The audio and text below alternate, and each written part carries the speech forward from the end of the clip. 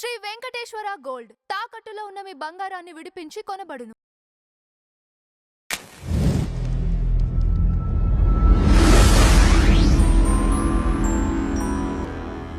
ఎవరైనా సరే ఇప్పుడు మీరు పూజ చేస్తున్నారు, ముస్లిమ్స్ నమాజ్ చేస్తున్నారు, క్రిస్టియన్స్ ప్రార్థన చేస్తున్నారు.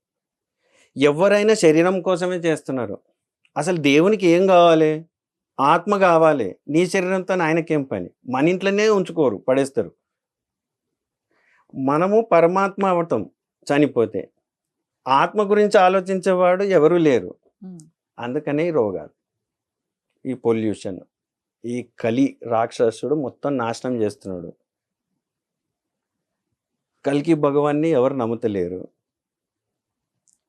అసలు వ్యర్థంగా పూజిస్తున్నారు అందరూ నన్ను అడిగితే. అసలు మనుషులందరూ ఒకటి కావాలి. ఇప్పుడు మీలో ఉన్నది ఆత్మే, నాలో ఉన్నది ఆత్మే. మనం చనిపోతే పరమాత్మ అవుతుంది.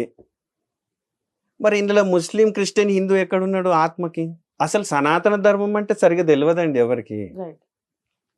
చాలా మంది కూడా వీడియోస్ చూసిన నేను, సనాతన ధర్మం అంటే ఎటర్నల్, ఆది అంతం లేదు అని చెప్తారు. మరి అది ఏముంది భూమి మీద? అది చెప్పండి. అది ఏంటిది మరి? ఆ సనాతన ధర్మం అనేది ఏముంది భూమి మీద? చెప్పండి, ఒక్కటి చెప్పండి. మీరు చెప్పండి ఒకటి. ఏంటిది సనాతన ధర్మం అంటే? మనమే కదా సాక్ష్యం, మన ఆత్మలే కదా. కదా, మరి ఆ ఆత్మ సనాతన ధర్మం అవుతుంది. కానీ నువ్వు శరీరంతో ఎంత చేసినా కానీ సనాతన ధర్మం ఎట్లయితుంది?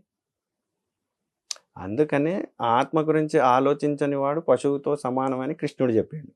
ఎవరైనా సరే నాకు బంగ్లా కావాలి, కారు కావాలి, ఉద్యోగం కావాలి, పెళ్లి కావాలని అడిగితే అదంతా శరీరం కోసమే అడుగుతున్నావు కదా.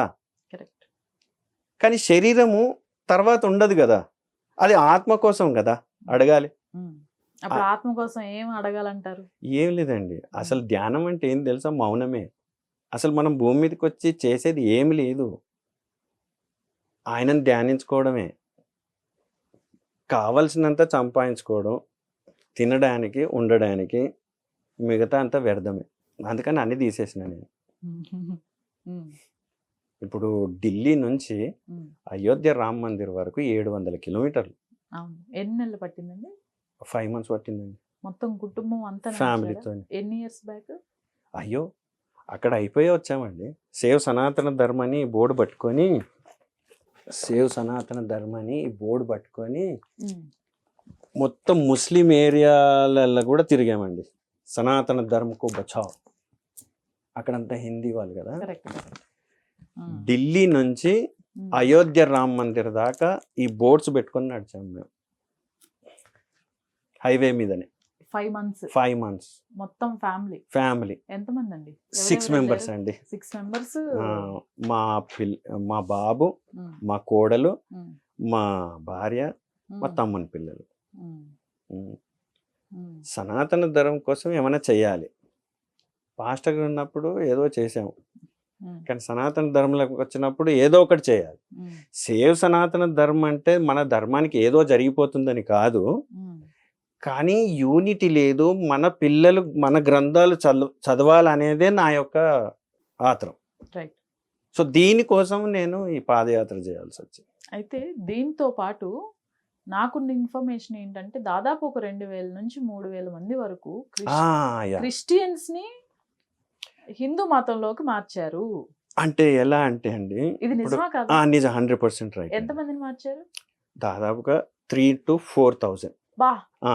ఎట్లా అంటే, నేను ఒక్కసారి ఇళ్ళకి వచ్చినాక నన్ను అడిగిన వాళ్ళు చాలా మంది ఉన్నారు. అన్న, మరి నువ్వు ఇళ్ళకి వచ్చిన నేను అల్లకపోతున్నా, అది కరెక్టేనా కాదా అంటే, నన్ను చూసి మారిన వాళ్ళే కొంత 100 మంది ఉన్నారు ఇళ్ళకి వచ్చిన వాళ్ళు. క్రిస్టియన్స్కి ఎక్స్ప్లెయిన్ చేస్తే కొంతమంది నా మాట వినగట్టేవాళ్ళు కూడా ఉంటారు కదా. అసలు మీరు చర్చికి కూడా పోయి ఎక్స్ప్లెయిన్ చేసి మార్చారని చెప్పి. సో నేను వాళ్ళకు మళ్ళా పోయి చెప్పడం జరిగింది, అది కరెక్ట్ కాదు నాన్న, నేనే తప్పు తోవబోయినా, ఐఎమ్ సారీ. ఇగో ఇది కరెక్ట్, ఈ హిందూయిజమే కరెక్ట్, మన దేశమే హిందూ దేశం. ఏం లేదు, ఎక్స్ప్లెయిన్ చేసిన అంటే పాస్టర్స్ బైబిల్ ఏం చెప్తుంది, మొత్తం వెస్టర్న్ కల్చర్ తీసుకొచ్చి ఇది క్రిస్టియానిటీ అంటున్నారు, అంతే, అందులో ఏం లేదు. వెస్టర్న్ కల్చర్ తీసుకొచ్చి క్రిస్టియానిటీ అంటున్నారు, అది ఏమి లేదు. హిందూయిజంలో ఏంటిది, మన హిందూయిజంలో వేరే. ఇప్పుడు చనిపోతే దహనం చేస్తాం, లేకపోతే పాతి పెడతాం. వాళ్ళు ఏమంటారంటే కాఫిన్ బాక్స్లో పెడితేనే క్రిస్టియన్ సమాధి అది అంటారు. అట్లా బైబిల్లో లేదు. అది కాఫిన్ బాక్స్ అనేది వెస్టర్న్ కల్చర్. అది తీసుకొచ్చి నువ్వు మన క్రిస్టియన్ సమాధి చేస్తేనే పరలోక రాజ్యం పోతారు అంటారు. అంటే అందరూ మోసపోయేటోళ్ళే ఉన్నారని నాకు అర్థమైపోయింది. ఇక పాస్టర్ ఏది చెప్తే అదే, అట్లా వాళ్ళు మైండ్ సెట్ అట్లా పోతుంది వాళ్ళది. ఇంకా ఈ బైబిల్లో లేనివి పాస్టర్లు ఆచరిస్తున్నవి ఏవేంటి అండి? కొన్ని. గుడి కట్టొద్దు. ఫస్ట్ అది. దశం భాగాలు కానుకలు తీసుకోవద్దు. సెకండ్, ఏ పాస్టర్ అయినా తన సొంత పని చేసుకుంటేనే సువార్త ప్రకటించాలి. సువార్త మీన్స్ మంచి వార్త. ఏంటిది అది? అందరు ప్రేమ కలిగి ఉండండి, మంచిగా ఉండండి, దయాగుణం కలిగి ఉండండి. ఇగో ఇవే చెప్పాలి. నిన్ను వలె నీ పొరుగువాన్ని ప్రేమించండి. తన పని తను చేసుకోవాలి కూడా. అక్కడ రాసుందండి. ఇప్పుడు పౌలు అని ఒక అతను అంటాడు, అతను డేరాలు కొట్టుకుంటూ సంపాదించుకుంటూ సువార్త ప్రకటించుండే యేసుప్రభు శిష్యుడే ఆయన కూడా. అంతేగాని కంప్లీట్ గా అసలు అలా ఉండొద్దు, ఏ కానుకలు తీసుకోవద్దు. నువ్వు ఇగో ఇక్కడ ఒకటి ఉంటుందండి మాట.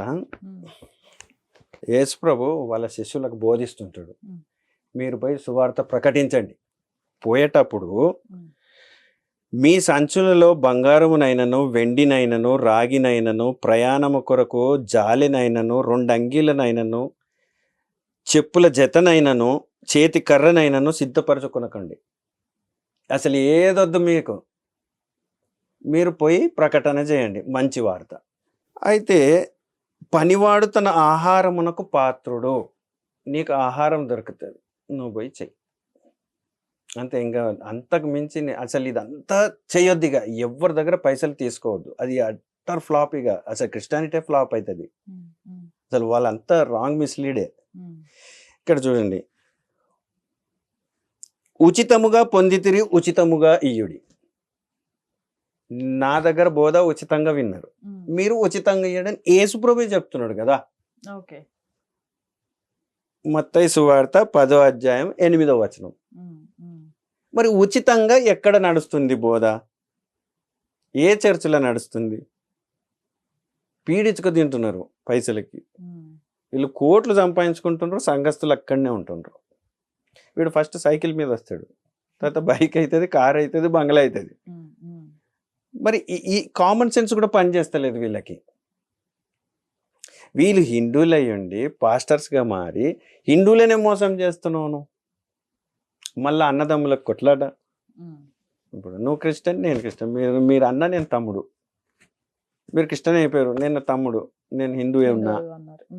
నేను మా పాప మ్యారేజ్ ఉంది రమ్మని నీకు చెప్పిన, అబ్బో అట్లా విగ్రహాలకు పెట్టింది మేము తినొద్దు, నరకం పోతాం మా పాస్టర్ చెప్పింది.